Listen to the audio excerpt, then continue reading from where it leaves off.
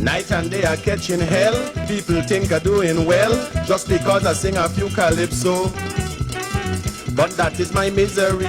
Calypso don't make money, but most of them don't know that I have my axe to grind, just like any other man, existing in poverty and this giant ghetto land. But I intend to hang on. Tell them for me no dice. I ain't gonna eat lice. I ain't gonna grow old, sitting in the cold, not me. No way, they go have to beat me. They go have to eat me, or the heads go roll. Tell them I say I was born in this land, I go die in this land. Nobody go run me from where me come from. Nobody go run me, lad. Nobody go run me. Nobody go run me. Nobody go run me. Me mama must yam. Me papa must yam. Me woman must yam. Me picnic must yam. Nobody go run me. Nobody go run me. Welcome to the Late Night Show. Hope everything is okay. Hope everything is all right. I'm your host, Andrew Dick. Now, allow me to tell you that St. Martin continues to be a fairy tale land. And wait, before you say, wait a minute, Andrew, what are you talking about? I'm real. I'm not saying that you are not real. I'm saying that St. Martin, the entity, the government, the place we call St. Martin, the place we call home, is a fairy tale land. I have to say it, because it is impossible of what took place today in Parliament. A meeting that had to deal with the civil servants and their the vacation allowance. You know, the Prime Minister was present for the meeting. She was rather late for the meeting. I don't know why she's reaching late to the House of Parliament. You forget you work for them, they don't work for you. But anyway, she reached the Parliament, and of course, this happened in Parliament today. Thank you, MP Ramu. Is there any other member of Parliament that wished to have the floor for notification? Madam Chair, I have a proposal of order. Yes. Thank you, Madam Chair. Good morning. Madam Chair, I would like to propose an agenda point added as agenda point 1, which would be to thank the President of Parliament for her service over the past parliamentary year and to relieve her of these duties. I would like to also propose a speaking time of 5 minutes and 1 round. Thank you, Madam. Is there any member of Parliament that support this proposal? I see MP George and another member of Parliament, MP William Marlin. I would like to also turn the floor over to the Prime Minister to maybe allow her to weigh in on this proposal. Prime Minister? Don't ask me, how are you gone? This is the meeting that you requested, a law that we're supposed to pass, and it is at the ending of this thing. So I would like to, is that okay with you, Prime Minister, for us to proceed with this? None? Okay. With that, members of Parliament, I hereby adjourn this meeting.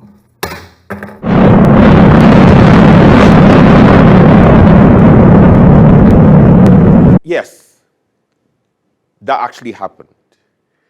And I know that those in Holland could hear the gavel banging, because that's how hard Madam President ended up adjourning the meeting. And it was a hostile takeover. Now, you would think that that would be it. No. Madam President went upstairs in her office. She went upstairs in her office, sat down, went on her computer, and posted a flyer with the Swaliga First logo and her breaking the silence. And she's going on Lady Grace's Breakfast Club on Tuesday, and then she's going to go on the News Behind the News with Ralph Contav on Wednesday. And I'm trying to understand, how is that even possible for a big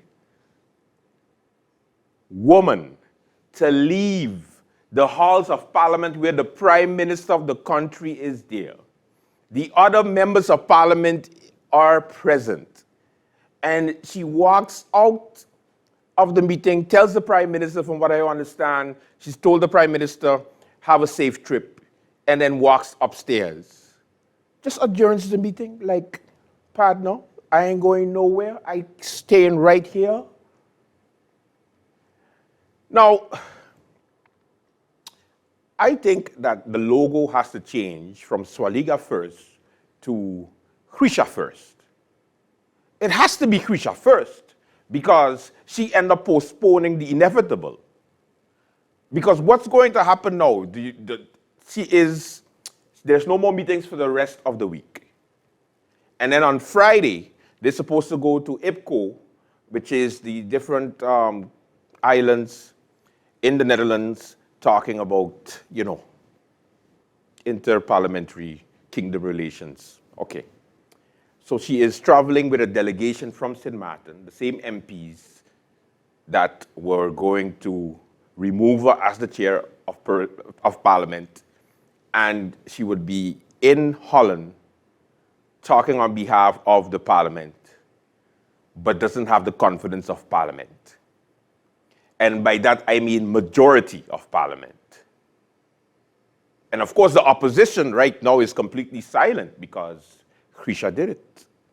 She can do no wrong. The infighting between Grisha Heilige-Martin and Rolando Bryson continues to be a public situation. And that is unfortunate. It's something that we don't really care about. We shouldn't even be having it in public like this, because if you have a problem with the leadership of a party, you end up leaving. MP Ludmina De Weaver, MP Ludmina Duncan, MP Christophe Emmanuel, MP Akeem Arinel, suspended Member of Parliament Claudius Boncampo. They all had issues with their parties, and they left. But in the meantime, she wants to be a thorn in the side of the up by probably going like, you ain't moving me from my husband's party. I'm leaving. So I ain't leaving. I ain't going nowhere. So I'm going to hold the country hostage by not having any type of meeting, any type of public meeting, because it's inevitable. But then at the same time, MP William Marlin supposed to be going off island for his continued medical health treatment.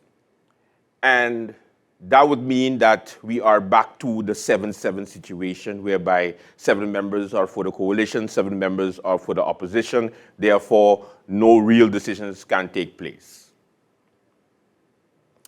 Again, a sad day in St. Martin history. It is one of those things that makes you go, what is going on? The premeditation of the worst president of Parliament. I can't even say it how I want to say it because I am so upset watching this meeting and seeing somebody said it perfectly on social media, like a spoiled child antics, spoiled children antics. Cookie going crumble. Oh, let me see if Cookie going crumble. And then Cookie like, no, I'm not going crumble, and I'm going to get rid of you. And then you know what? You can't have the meeting. And then what's she doing now in the office? Nya. You can't fire me.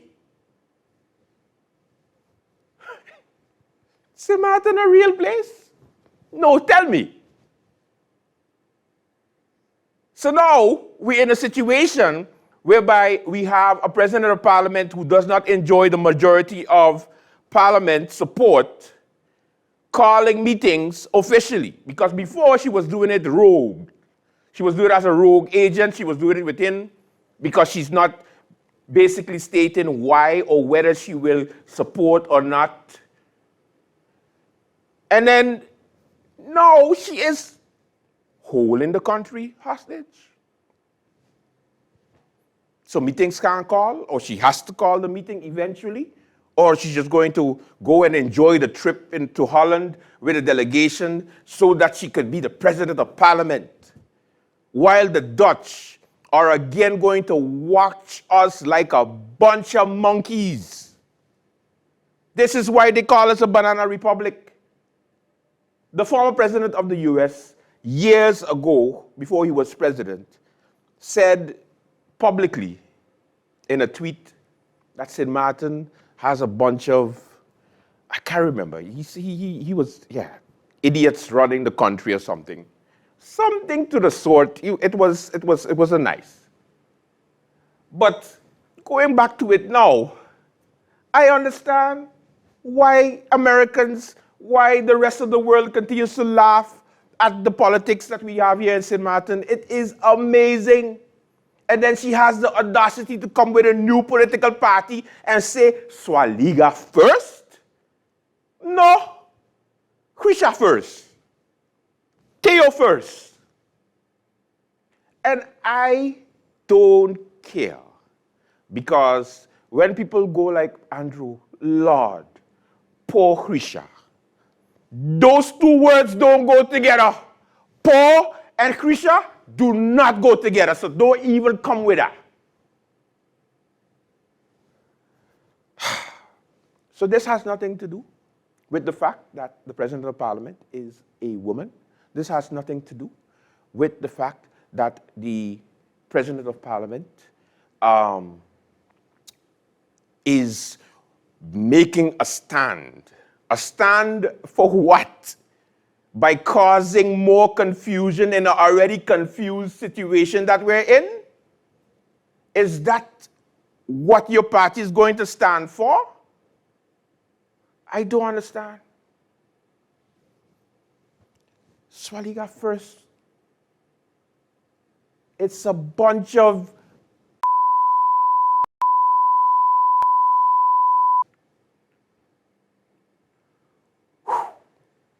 It's out.